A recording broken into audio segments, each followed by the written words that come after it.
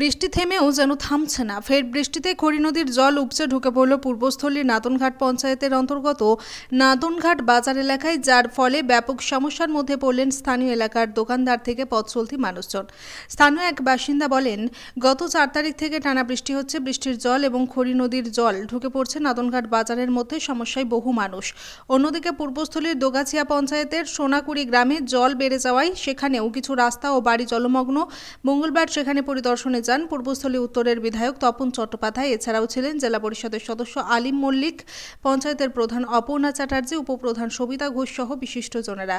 স্থানীয় এলাকার মানুষদের সাথে কথা বলে তাদের কি সমস্যা সেগুলির খোঁজখবর নিয়ে দেখেন বিধায়ক তপন চ্যাটার্জি।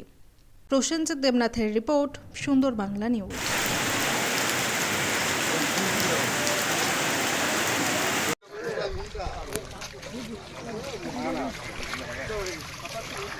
আচ্ছা, বলছি দাদা, আপনার নামটা কি এখন? কুতুবুদ্দিন বিশ্বাস। আচ্ছা, এটা কোন জায়গা? এটা নাদনঘাট। আচ্ছা, এখন কি পরিস্থিতি, এই বন্যার পরিস্থিতি? গত 4 তারিখ থেকে ইংরেজি আজ পর্যন্ত ক্রমাগত বৃষ্টির জন্য আজকে আমাদের বন্যার পরিস্থিতি দাঁড়িয়ে গেছে এবং এখানকার লোকাল যে সমস্ত ব্যবসাদার আছে তাদের প্রত্যেকের ব্যবসা কিন্তু অচল হয়ে পড়েছে এবং যানজট যেভাবে চলছে তাতে করে কিন্তু আমরা ঠিক মতন পরিস্থিতি খুবই খারাপের দিকে। যাতে স্বাভাবিক হয় তার জন্য আমরা কিন্তু আবেদন করছি এবং প্রশাসন। আপনি কি এখানে ব্যবসাদার?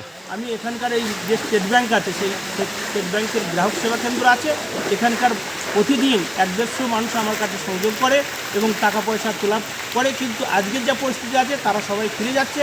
সরকারি যে সমস্ত প্রকল্পের টাকা, বিধবা, বার্ধক্য এবং লক্ষ্মীর ভাণ্ডার, তারা কিন্তু টাকা পয়সা তুলতে পারছে না। এর ফলে খুবই অসহনীয় অবস্থার মধ্যে পড়ে রয়েছে। আমরা ব্যবসাদার হিসেবে আর গোছগাছ করে বাড়ির দিকে রওনা দেওয়ার চেষ্টা করছি। আপনারা চেষ্টা করুন যাতে করে আর্থিকভাবে সরকারিভাবে সাহায্য দেওয়া হয়, তার ব্যবস্থা করুন। ওকে, ধন্যবাদ আপনাকে।